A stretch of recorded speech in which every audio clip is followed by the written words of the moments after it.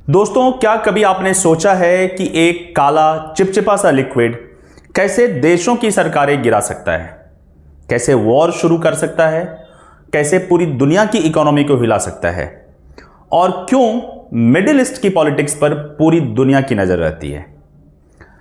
दोस्तों, आज भी अगर ऑयल प्राइसेस अचानक बढ़ जाएं तो आपके कार का पेट्रोल महंगा हो जाता है, फ्लाइट्स एक्सपेंसिव हो जाती हैं और कई देशों की इकोनॉमी क्रैश तक हो सकती है। लेकिन सवाल है, आखिर ऑयल इतना पावरफुल क्यों है?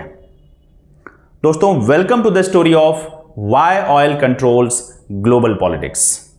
दोस्तों, आज की मॉडर्न सिविलाइजेशन ऑयल पर चलती है।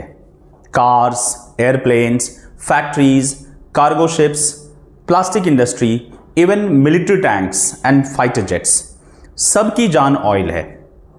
क्रूड ऑयल सिर्फ फ्यूल नहीं है, यह मॉडर्न वर्ल्ड की लाइफ लाइन है। अगर कल सुबह ऑयल सप्लाई रुक जाए तो ट्रांसपोर्ट कोलैप्स हो जाएगा, फूड सप्लाई प्रभावित होगी, इलेक्ट्रिसिटी कॉस्ट बढ़ जाएंगी, इंडस्ट्रीज बंद होने लगेंगी।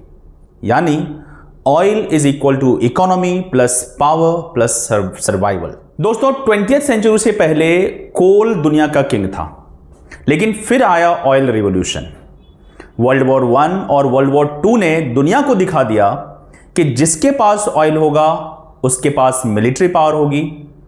ब्रिटिश नेवी ने कोल छोड़कर ऑयल यूज करना शुरू कर दिया। अमेरिका ऑयल सुपर पावर बन गया और मिडिल ईस्ट सडनली दुनिया का ऑयल सेंटर बन गया। बस यहीं से शुरू हुई ग्लोबल ऑयल पॉलिटिक्स। दुनिया के सबसे बड़े ऑयल रिजर्व्स मिडिल ईस्ट में है, specially Saudi Arabia, Iraq, Iran, Kuwait और यूएई। इस रीजन को कंट्रोल करना मतलब ग्लोबल एनर्जी सप्लाई को इन्फ्लुएंस करना। इसीलिए दुनिया की super powers middle east politics में हमेशा इन्वॉल्व रहती है, क्योंकि अगर ऑयल सप्लाई डिस्टर्ब हुई तो पूरी वर्ल्ड इकोनॉमी हिल सकती है। 1973 में इसका सबसे बड़ा एग्जाम्पल देखने को मिला। 1973 में अरब कंट्रीज ने वेस्टर्न नेशंस पर ऑयल एम्बार्गो लगा दिया। ऑयल सप्लाई कम कर दी गई और अचानक ऑयल प्राइसेस स्काईरॉकेट हो गई। पूरा वर्ल्ड शॉक में चला गया। पेट्रोल शॉर्टेजेस, मास इन्फ्लेशन, इकोनॉमिक क्राइसिस। यह मोमेंट दुनिया को समझा गया कि ऑयल सिर्फ एनर्जी नहीं, यह जियोपॉलिटिकल वेपन भी है। अब सवाल आता है, कंट्रीज ऑयल के लिए इतना अग्रेसिव क्यों हो जाती हैं? क्योंकि oil means economic growth, military strength, global influence. इसीलिए powerful countries oil rich region में अलायंसेस बनाती हैं, मिलिट्री बेसिस बनाती हैं, सी रूट्स प्रोटेक्ट करती हैं, गवर्नमेंट को सपोर्ट या अपोज करती हैं। Persian Gulf, Strait of Hormuz, South China Sea, ये सिर्फ पानी के रास्ते नहीं है, ये दुनिया की इकोनॉमिक आर्टरीज हैं।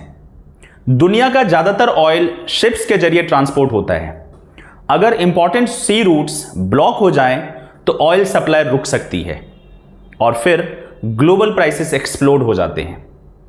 इसीलिए बड़ी नेवीज हमेशा स्ट्रेटेजिक सी रूट्स पर नजर रखती हैं, क्योंकि जो एनर्जी रूट्स कंट्रोल करेगा वही फ्यूचर इन्फ्लुएंस करेगा।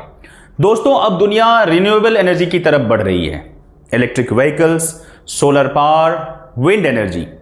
कई लोग कहते हैं ऑयल एरा खत्म होने वाला है, लेकिन दोस्तों रियलिटी यह है कि आज भी दुनिया की इकोनॉमी हेवीली ऑयल डिपेंडेंट है और एक्सपर्ट्स मानते हैं कि ऑयल आने वाले डेकेड्स तक ग्लोबल पॉलिटिक्स को इन्फ्लुएंस करता रहेगा। दोस्तों, ऑयल सिर्फ जमीन से निकलने वाला फ्यूल नहीं है, यह पावर है, इन्फ्लुएंस है, स्ट्रैटेजी है। वॉर, अलायंसेस, इकोनॉमीज, कई बार इनके पीछे हिडन फैक्टर होता है ऑयल। और शायद इसीलिए दुनिया की राजनीति को समझना है तो एनर्जी को समझना जरूरी है। दोस्तों, अगर आपको यह वीडियो इंफॉर्मेटिव लगा तो लाइक करें, शेयर करें और सब्सक्राइब जरूर करें, क्योंकि यहां हम जियोपॉलिटिक्स को आसान भाषा में समझते हैं। नेक्स्ट वीडियो में मिलेंगे एक और पावरफुल टॉपिक के साथ। धन्यवाद।